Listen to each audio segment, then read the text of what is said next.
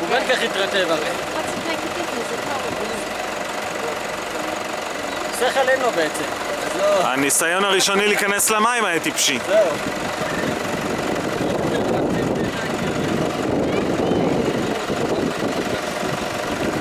וחצי, אנחנו פה שעה איתך. נכון. שעה. עכשיו הוא עושה שלום ומחייב. לא, חברים שלו הגיעו. זה לא בושה. פה זה לא בושה, פה חוזרים מהעבודה. הימן.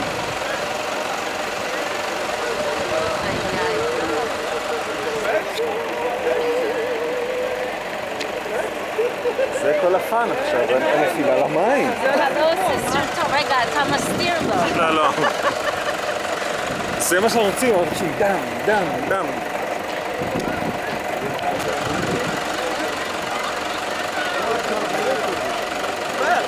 עד שאתם הגעתם חביבי כבר אלינו מזמן היום.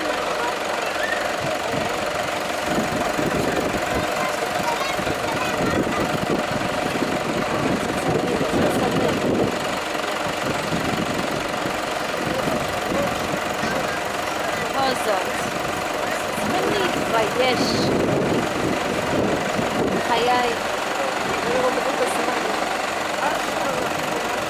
אין עיתונאי פה? אף אחד לא עיתונאי? נדמה לי שיש פה. אף אחד לא עיתונאי פה? יש פה עיתונאי לדעתי, הבחור מהשרפה בכרמל מסתובב פה.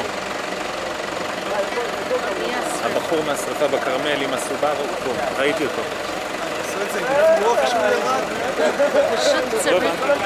שהוא ירד...